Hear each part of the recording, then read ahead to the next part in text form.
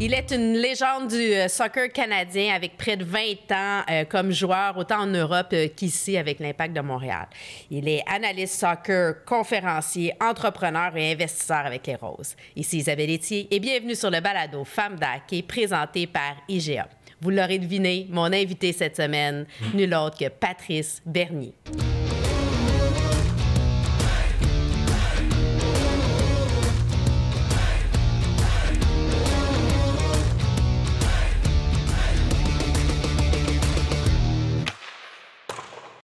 Patrice, bienvenue sur le balado. Oh, Isabelle, merci. Merci de m'avoir invité. C'est un plaisir, un honneur. Bien, ça fait longtemps que je voulais te recevoir. Bon, on connaît Patrice Bernier plus comme le joueur de soccer, l'analyste, le coach, mais tu as un parcours hockey quand même assez impressionnant.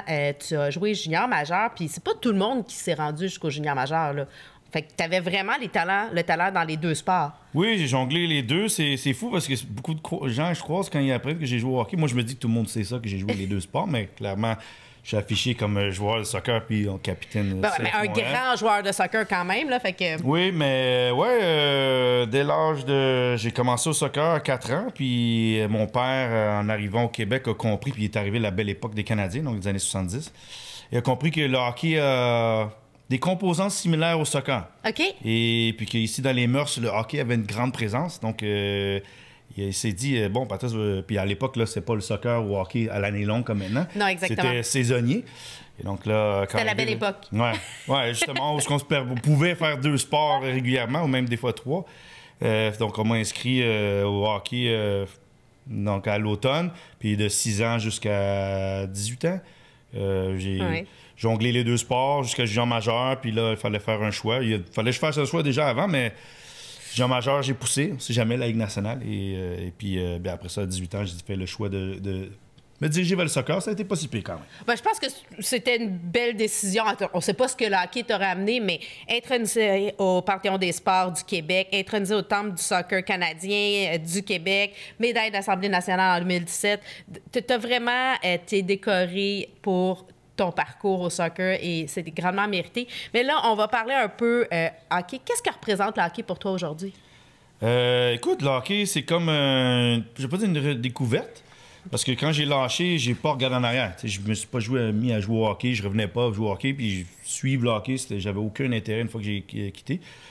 Quand je suis revenu à Montréal pour jouer, mes hivers, les pauses, c'était beaucoup plus long qu'en Europe. D'habitude, c'est 3-4 semaines. Là, j'avais comme 2 mois et demi, 3 mois. Fait que pour rester en forme, c'est là que je me suis dit, ben, tu sais quoi, je vais aller jouer au hockey une fois par semaine, juste pour faire autre chose qui n'est pas soccer. Fait que là, je me suis remis dans le hockey. Puis, tu sais, au hockey, ce qui est différent, c'est que j'ai pas à penser à être le meilleur. Tu sais, comme au soccer, c'est vraiment... Oui, le soccer, c'était compétitif, concurrence, vraiment se pousser aux limites pour vraiment atteindre ses capacités pour rester compétent à l'impact à l'époque. Tandis qu'au hockey, c'était juste jouer. Puis en même temps, c'est de dire, bon, qu'est-ce que j'ai maintenu depuis? J'ai arrêté en 97, 98. Et donc, je me suis relancé. Puis là, depuis ce temps-là, renouer un peu avec le hockey. Puis là, c'est surtout depuis que mes enfants sont dans le hockey que là, c'est vraiment, là, je me rebaigne dedans. Là, c'est dans les arénas, les patinoires. Là, je revois mes parents me lever tôt le matin. Et donc ça, le hockey maintenant a repris une place, ça va dire importante, mais intéressante.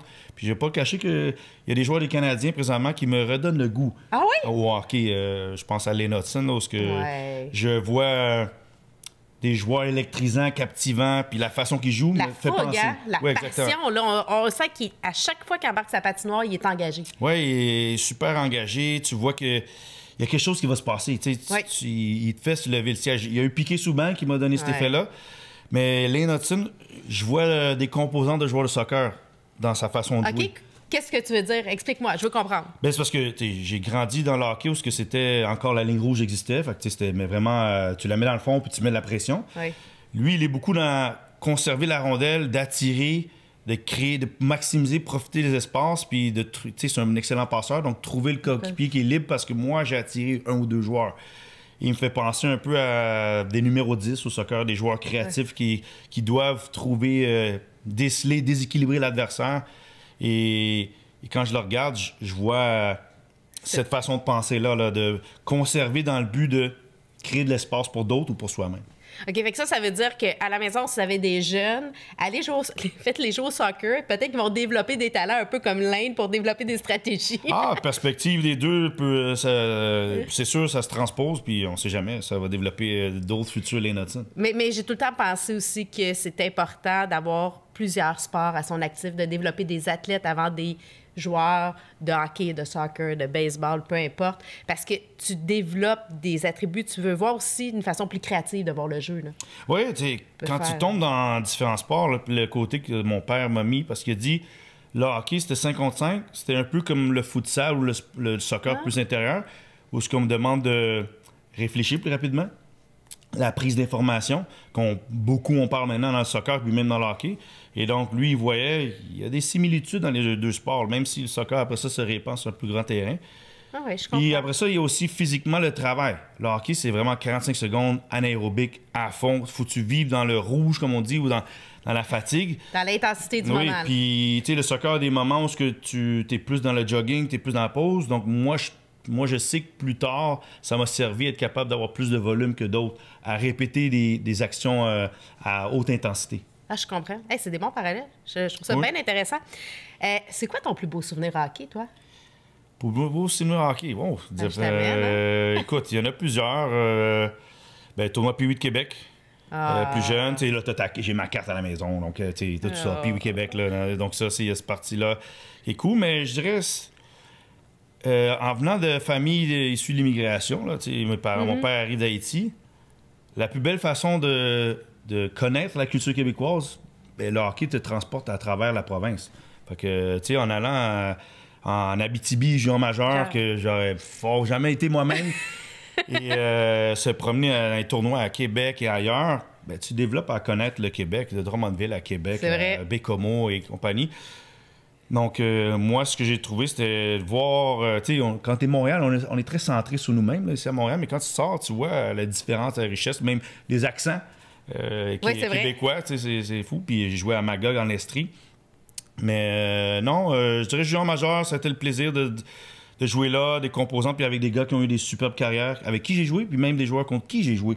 Ouais. Donc, ça, se souvenir de dire, OK, j'ai quand même joué avec des gars qui sont devenus élites dans la Ligue nationale. Mais l'aspect amateur, je dis, tournoi Pays Québec, puis faire les tournois. Là. Puis dis-moi, un joueur, justement, là, que tu te rappelles de ton temps junior majeur qui t'a marqué, que quand tu jouais contre ou avec, tu disais, c'est clair que ce gars-là, ça va à l'autre niveau. Je te dirais 2 joueurs. Daniel Brière, puis Mike Ribet. Quand même pas pire comme nom. Donc, puis ouais, c'est des bons noms, puis qui ont eu des belles carrières, tout le monde les connaît, mais tu sais, c'était pas des...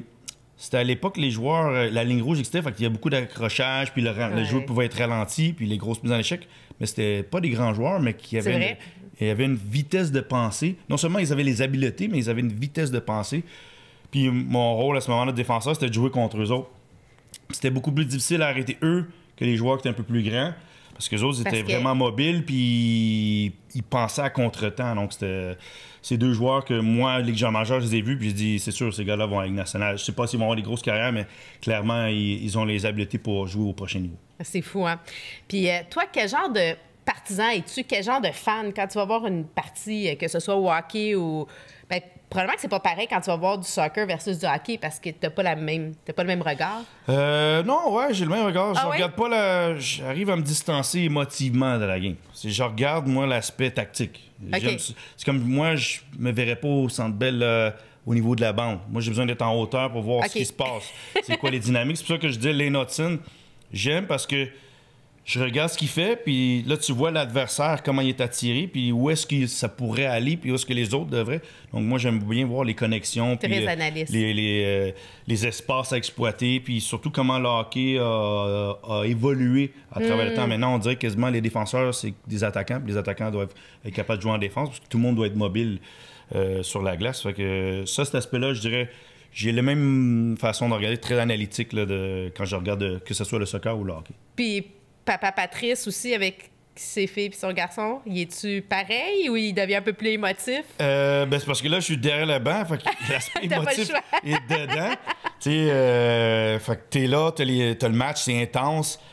Puis souvent, je me dis, au soccer, je suis plus zen à pas parler trop, mais au hockey, on dirait que l'intensité, puis vu que le facteur qu'il y a les parents qui tu te retrouves à devoir toi aussi, pas crier après les jeunes, mais à devoir parler plus fort, puis être intense.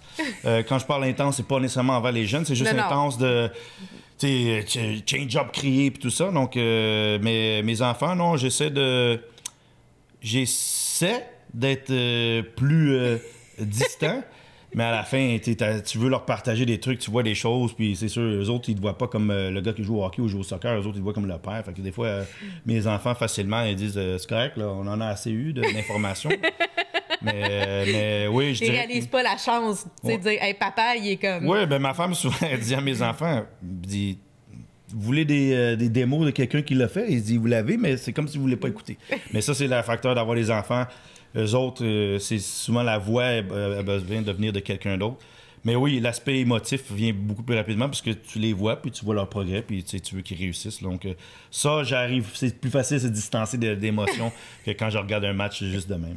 Je comprends. Puis bon, tes 3 enfants jouent au hockey, oui. les 2 filles. Que représente pour toi la LPHF, justement, de voir que la Ligue professionnelle de hockey féminin, la Victoire, on s'est rencontrés à quelques occasions, voir les parties, là? Écoute, moi, je pense que c'est... j'ai toujours dit, chez les garçons, si je prends l'exemple du soccer, c'est que l'échelle est complète. Tu sais, quand t'es jeune, t'es amateur, il y a la structure élite, puis après ça, tu dis, bon, l'idéal, je peux aller au CF Montréal, je peux aller à l'académie.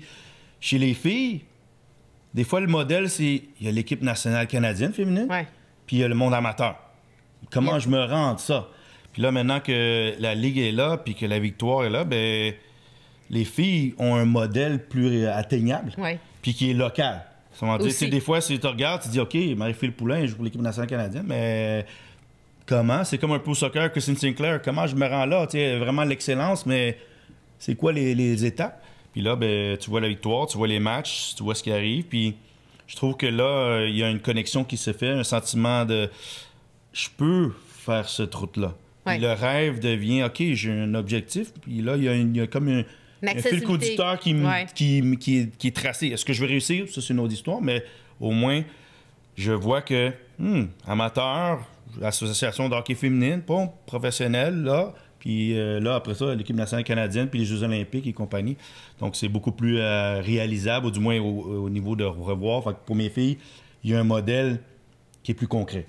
Il y a un modèle du côté du hockey, mais aussi au niveau maintenant du soccer au Canada, parce qu'il y a les Roses de Montréal dans lesquelles on est partenaires. C'est fun, hein? J'aurais pu penser qu'on serait partenaires, toi et moi, mais d'ailleurs, merci. C'est un peu beaucoup grâce à toi si... Oui, écoute, on s'est croisés, puis quand tu penses à des équipes sportives, surtout féminines, tu te dis, ben c'est sûr, tu veux avoir des modèles féminins qui embarquent, qui pousse le projet. Fait que quand je t'ai vu, j'ai pensé directement à ça, même si oui, le sport, c'était plus le hockey, mais je me dis, à la fin, il y a des connexions, il y a des volontés, puis d'embarquer dans quelque chose qui va au-delà de nous-mêmes. Donc. Ben, en fait, j'ai plus joué au soccer que j'ai joué au hockey dans ma vie, ultimement, parce qu'adolescente, j'ai joué, mais c'était, bon, récréatif, puis j'avais pas nécessairement le talent pour me rendre plus loin, mais c'est quand même important d'avoir des équipes comme ça. Oui. Je t'ai entendu sur le podcast Histoire de foot que... tu racontes justement quand tu as pris ta décision de lâcher le soccer, que chez vous, bon, justement, avec ton père, tu sais, c'était le soccer, le soccer, le soccer. Là, maintenant, avec tes filles, est-ce que tu vas les pousser vers le soccer ou vers le hockey? Tu sais, s'ils demandent ton opinion, parce que là, ils ont les 2 options de jouer professionnel, si jamais. Enfin, pour moi, ils font leur choix à eux. Là, clairement, ils sont dans une famille qui a beaucoup plus mis l'accent sur... qui ont vu le soccer encore plus. Mais ils sont dans le hockey, là, ça va bien. Et moi, même si mon père m'a beaucoup parlé de soccer puis j'ai baigné là-dedans, on m'a pas mis de pression à voici la route que tu dois prendre ou si tu veux être professionnel, tu dois faire les choses comme ça. Donc, la seule chose, c'est que ce qui est bien à dire chez mes filles, que je pense que moi, la conversation avec mon père qu'on n'a pas, c'est que ben, tu veux faire quoi dans la vie? Si maintenant, la réalité est plus tangible, puis ils disent ben, j'aimerais jouer à l'équipe nationale soccer, j'aimerais jouer à la Ligue nationale, j'aimerais jouer au hockey.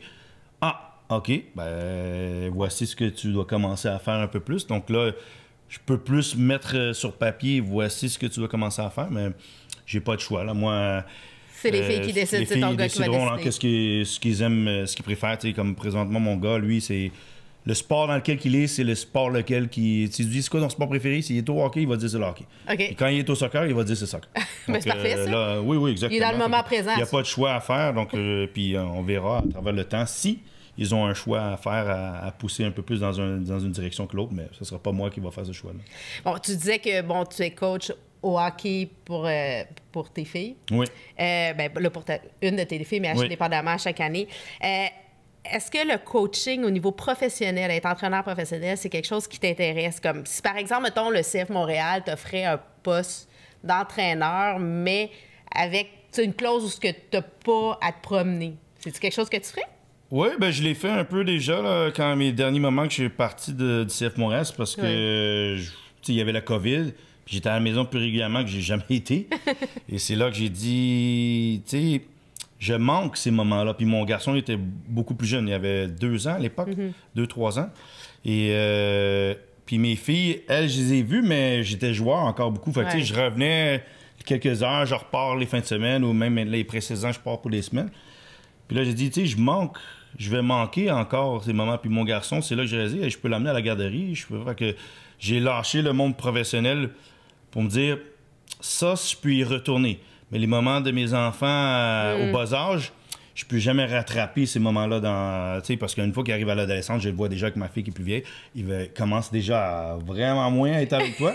Et c'est le moment qu'il faut qu'on soit encore plus présent. Oui. Puis c'est les moments que tu veux vraiment louer les connexions avec eux autres pour qu'après, ben justement, ils reviennent vers toi quand c'est vous. Puis c'est drôle, j'ai vu une statistique qui disait jusqu'à l'âge de 12 ans, tu es environ 60-65% de temps avec tes enfants. Ils te voient. Mais dès que tu passes au secondaire, ben, ça diminue drastiquement de la moitié. Puis plus qu'ils arrivent à 16 ans, tu les vois à peu près 5% de temps. Parce qu'ils sont à l'école, ils sont dans d'autres sports, ils sont dans d'autres. On n'a pas autant l'effet ou l'influence qu'on a plus tôt. Donc ça aussi, ça m'a juste dit, ouais, je pense que je vais quand même rester à la maison un peu plus tôt. Donc, mais revenir au CF Montréal un jour, ou du monde professionnel, oui, j'aime trop être sur le terrain. Même maintenant, être les enfants sur la glace. Cet aspect de coaching, d'éducation... puis ça me challenge à voir comment on peut les influencer à prendre la game d'une différente façon. Parce que moi, on l'a appris, je pense, d'une façon très traditionnelle. Les lignes en ligne, tout ça. Puis moi, j'essaie de voir, il y a des méthodes, je pense, pour apprendre, pour qu'ils aient du fun. Pour qu'eux autres, après ça devienne eux qui s'approprient à vouloir s'améliorer eux-mêmes.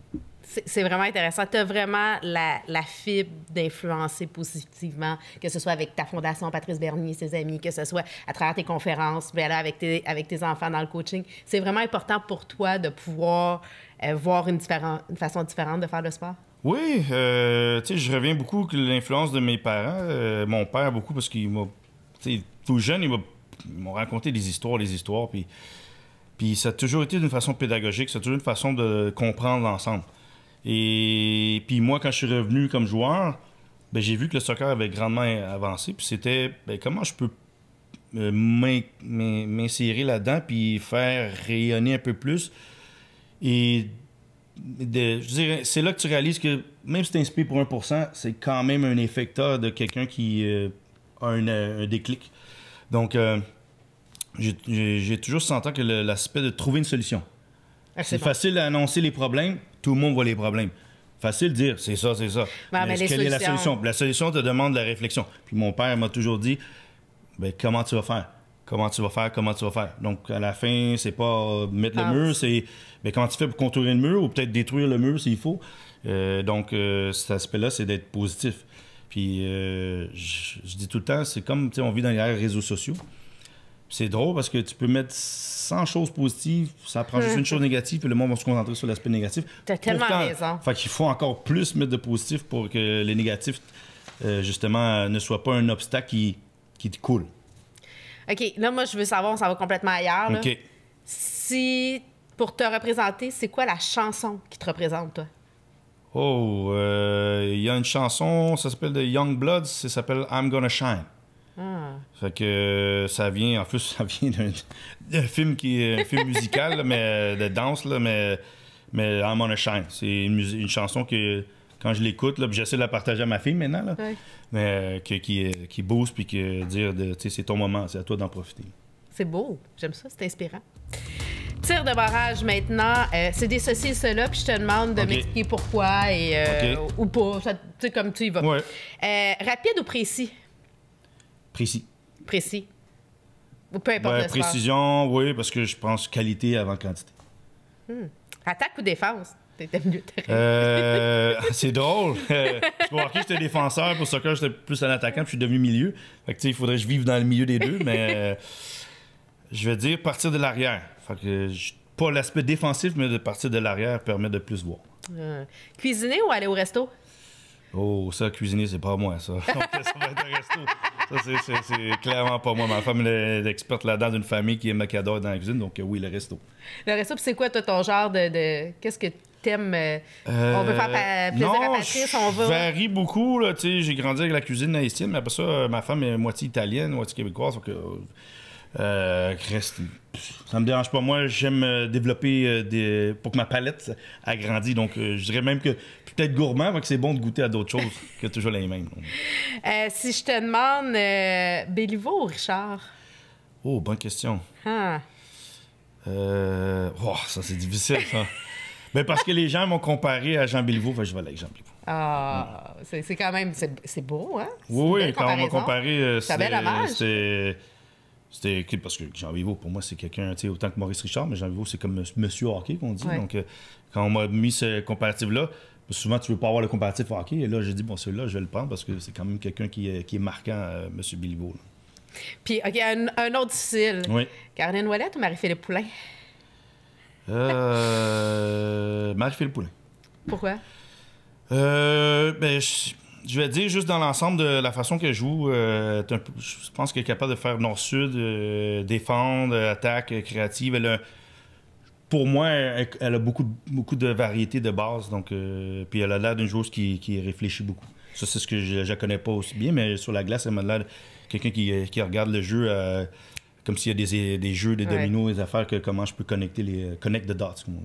Fidèle à ce que tu es, t'aimes ça, comme le stratégique, développer la j'aime passion, les joueurs qui ont, comme je dis, les notiques, qui ont ce sens de... Ils voient les choses se produire avant même qu'elles se produisent. Ouais. C'est ça. C'est vraiment l'intelligence du sport. Là. C'est des jeux d'échecs quasiment là, quand on regarde. Oui, non. Tu sais, c'est pour ça, jeune, je trouve que on accentue beaucoup sur les habiletés le 1 contre 1, c'est important, puis les habiletés skills isolées. Mais quand tu commences à comprendre le jeu, c'est là que tu vois les mouvements. Puis, comme tu dis, tu vois les jeux qui se placent, où est-ce que quelqu'un d'autre va avoir. Donc, tu vois plus loin que juste toi-même et tu vois les mouvements que tes coéquipiers doivent avoir, les mouvements de l'adversaire aussi.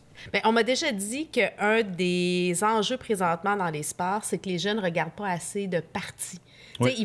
Ils voient des extraits, ils sont beaucoup sur les habiletés physiques, mais de comprendre justement, de s'installer et de regarder 2-3 parties, de voir comment se dessiner comme par en haut, ça viendrait vraiment changer certaines donnes pour des joueurs et des joueuses. Oui, je trouve que quand je regarde les hockey amateurs jeunes, tu vois les kids parce qu'ils l'ont vu, ils l'ont tellement pratiqué, fait qu'ils pratiquent, ils mettent en exécution ce qu'ils pratiquent, ça veut dire passer la rondelle entre les jambes pour faire mal paraître l'adversaire parce que Connor McDavid a fait un but de même. Oui. Mais il voit pas les buts où c'est la passe, le drop pass, quelqu'un qui passe, ouverture, le one-timer, ou ben, des jeux qui d'ensemble, collectifs, tout en que ça te permet quand même de t'exprimer individuellement. Et je trouve que ça manque. Ça manque de... Ligue de garage, je joue avec des gars qui ont 4-5 ans de plus que moi. On joue contre des gars 20 ans de moins. Puis pourquoi on gagne? Parce qu'ils ont le sens du jeu et pas juste monter la rondelle nord-sud, puis marquer, tirer, puis pas nécessairement jouer avec le reste de tes coéquipiers. Tandis que tu dis qu'ils ont la vitesse, la jeunesse de plus que nous. Souvent, c'est les vieux routiers qui connaissent la game, puis qui crashent le net, tirent au but, prennent le retour, remettent à la pointe, se placent. Ça, il y a une chose, c'est l'intelligence sportive, là, pas juste de hockey ou de soccer. C'est pour ça que certains joueurs, quand on regarde, disent comment il fait carrière, c'est parce que son cerveau lui a permis d'avoir la réflexion plus rapide que juste ses composantes physiques. Il n'y a rien de mieux que l'expérience.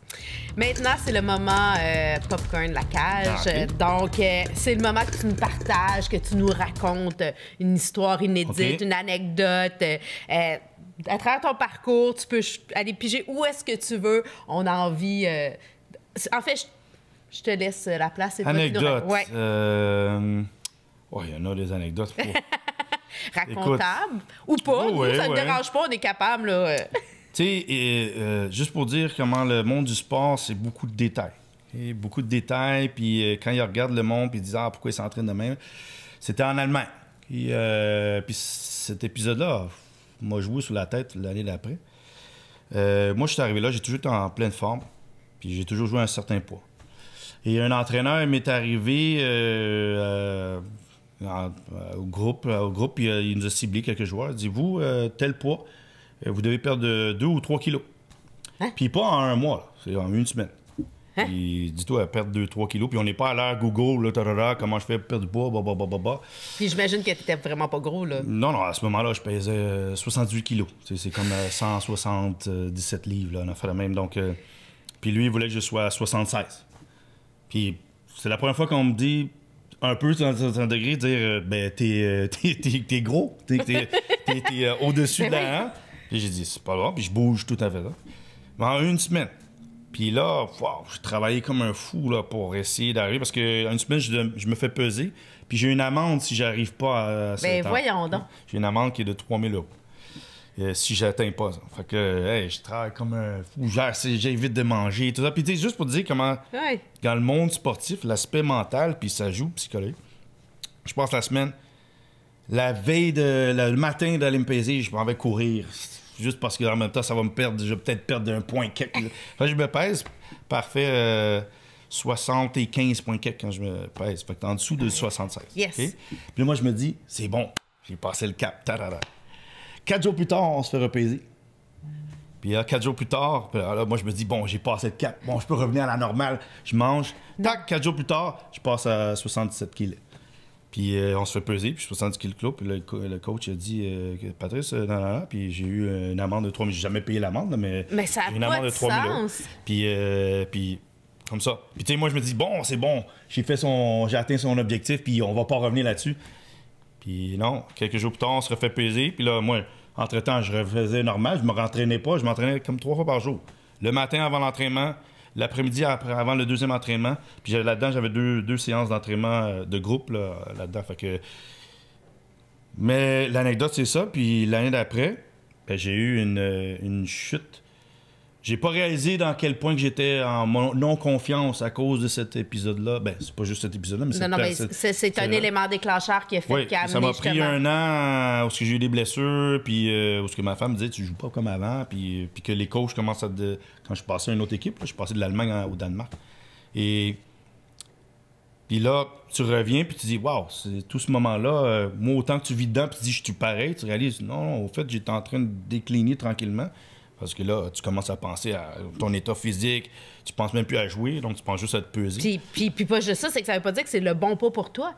Non, mais c'est ça, c'est que moi, on avait des joueurs, on était le même grandeur, mais on n'avait pas nécessairement le même poids, puis on faisait les mêmes choses. Mais voilà, puis mais c'était un coach qui était comme ça, pas juste avec moi, là, il était comme ça avec la majorité du groupe, il était un control freak, comme on dit, par rapport à tout, même quand tu étais blessé, tu devais passer par lui avant le préparateur physique ou le thérapeute de l'équipe. Donc, et puis oui, ça m'a pris, ça c'était 2007-2008, puis 2008-2009. C'est juste en 2009-2010 que j'ai regain la confiance dans mon jeu aussi, là, juste pour dire comment tout ça t'arrive. Fait que ça, c'est une anecdote de cette période-là. Quand on dit des détails...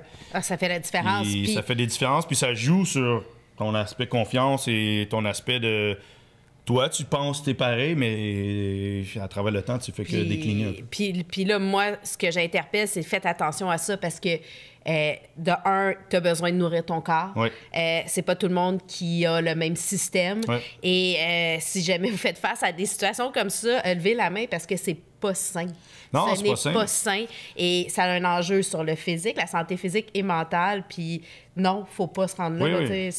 Puis nous, on n'avait pas de... Tu sais, maintenant, les équipes sont équipées de nutritionnistes, d'un coach qui est capable de dire on va gagner, on va te faire perdre quelques kilos par temps de temps pour que ça arrive à temps flush et tu le maintiennes. Là, c'était de l'eau. Et donc, voilà, c'était un moment en Allemagne là, qui a été marquant, mais qui voilà, après ça, on en a remonté. Mais ouais, ça a laissé ses traces pendant un certain temps dans ma carrière. Désolé de l'apprendre, mais au moins... Patrice est revenu, on t'a eu Ouais, avec c'est le CF correct. Montréal, on est correct. Et là, ben, on est dans une nouvelle ère. Patrice, on pourrait continuer longtemps Ouais. comme ça. Tellement toujours intéressant de te parler, d'apprendre. Tu sais, un autre aspect de ta personnalité, parce qu'on parle beaucoup soccer avec toi, Oui. j'avais envie d'aller justement du côté plus hockey, le papa, l'entraîneur, et de faire des parallèles. Alors, ben, puis là, ben, nous, on va se voir souvent. Là, on a Ouais, plein. on va se notre voir souvent. agenda. On va avoir une saison, une nouvelle équipe qui arrive avec une saison à suivre des matchs. Là, donc, ça va être très intéressant. Là. Pour le sport féminin, surtout. La victoire arrive, puis les roses arrivent. Donc, ouais, non, puis là, on va se voir souvent, on va avoir des meetings. C'est le fun, c'est le fun. Fait que sur ce, ben, je prends le temps de te remercier, Patrice, d'être venu sur le balado Femmes d'hockey. Merci. Merci à nos partenaires, hein, IGA, La Cage et Tréma. Et je vous invite à aller vous abonner sur la chaîne YouTube de Femmes d'hockey pour ne rien manquer de nos prochains épisodes. Donc, sur ce, on se retrouve la semaine prochaine.